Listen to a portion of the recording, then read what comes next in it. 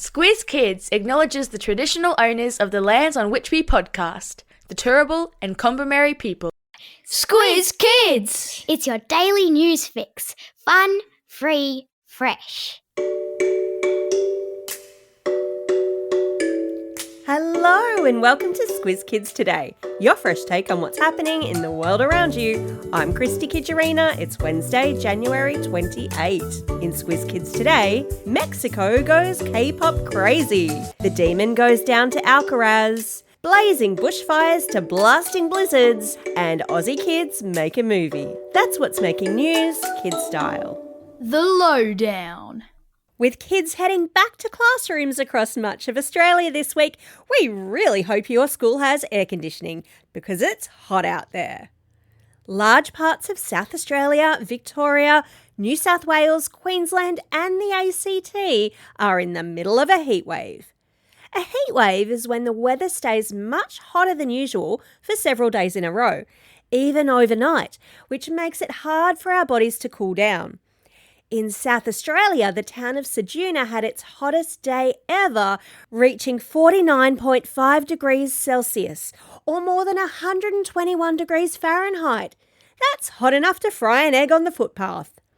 While in Victoria, the extreme heat has increased bushfire danger, with fires burning and some communities told to get ready in case they need to leave their homes quickly.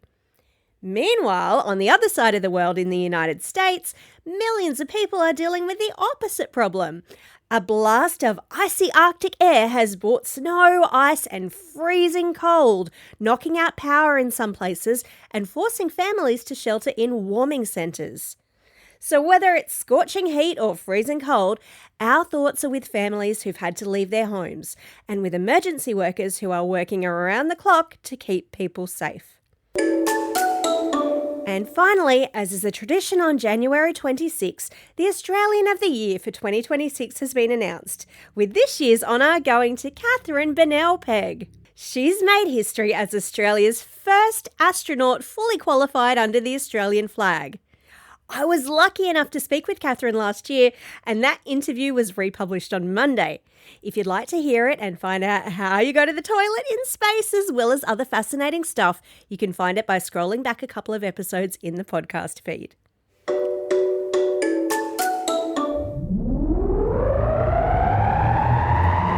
Spin the globe. Each day, we give the world globe a spin and find a news story from wherever it stops. And today, we've landed in Mexico, where the Mexican president may have found a unique way to appeal to younger voters. Mexico's president, Claudia Sheinbaum, has done something many K-pop fans could only dream of. She's officially written to the president of South Korea to ask for help arranging more concerts by K-pop superstars BTS in Mexico. Why? Because the demand is huge.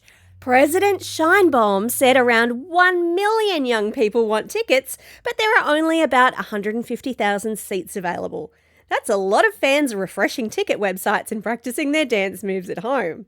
BTS are prepping for a major world tour later this year, alongside their first new album launch in 3 years, after taking time out for South Korea's compulsory military service. It might sound unusual, but it shows just how powerful music can be when even presidents are stepping in to help fans get to a concert.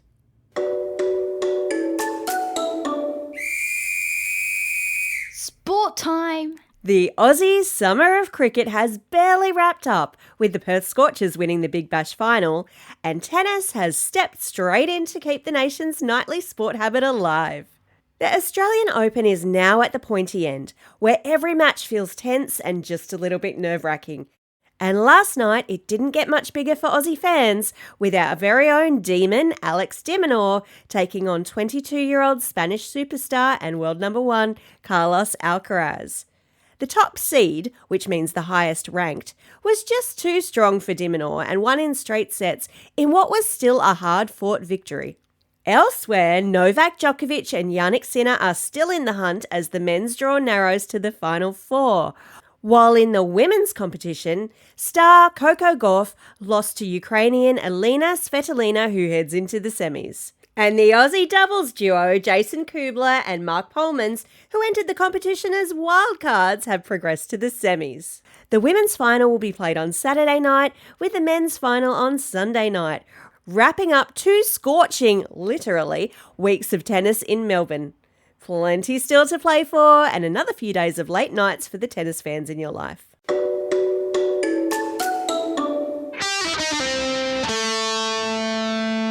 Pop Culture Corner. Our last story today proves that imagination isn't just something you have, it's something you can build. A new Australian film called Imagine hit cinemas around the country on Australia Day, and it all began during COVID when a group of young Indigenous students were asked to imagine the future that they want to live in. The film weaves together bold ideas about fairness, education and opportunity, and a bright animated visual style that brings those thoughts to life. Through the Indigenous mentoring organisation AIM, kids didn't just talk about their ideas, they worked alongside filmmakers, artists and big-name creatives to turn those ideas into a real movie. One of those collaborators was Taika Waititi, the director behind favourites like Thor, Ragnarok and Hunt for the Wilder People. And instead of just giving advice, Taika and other creatives listened, shared skills and helped young people tell their own stories on their own terms. The message is loud and clear. When kids are given tools, trust and opportunity, they don't just imagine the future, they start creating it. I've stuck a link to the trailer in the episode notes. Time for the quiz. This is the part of the podcast where you get to test how well you've been listening. Question number 1. What temperature did it reach in Ceduna on the weekend? The temp got up to a whopping 49.5 degrees Celsius or more than 121 degrees Fahrenheit. Question number 2.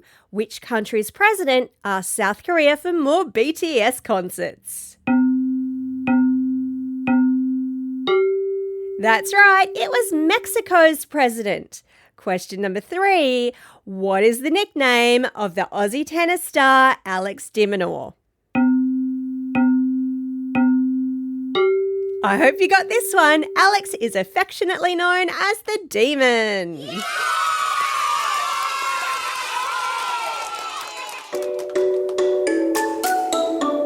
Shout outs. It's Wednesday, January 28, International Lego, or possibly Lego, depending on where you're from, Day.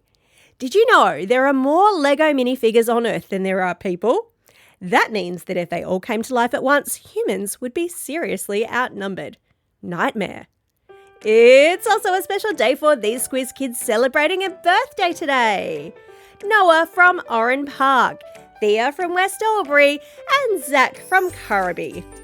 And if you had a birthday over the Christmas break, your shout-out was featured in one of the weekly quizzes released each Friday during the holidays.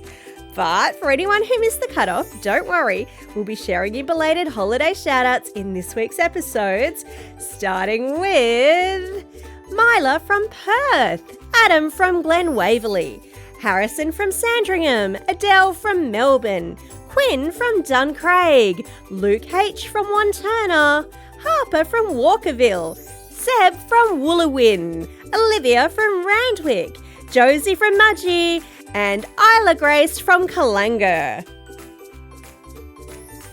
And classroom shoutouts will be back next week. Teachers, make sure you send us your class details now and birthdays as well, so we can give you and your students a shout out on the podcast.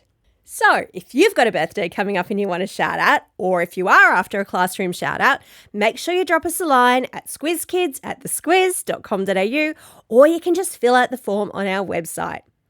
Well, after our first Squiz Kids Today back for 2026, that's all we have time for. Thanks for listening to Squiz Kids Today, and we'll be back again tomorrow. In the meantime, get out there and have a most excellent day. Over and out.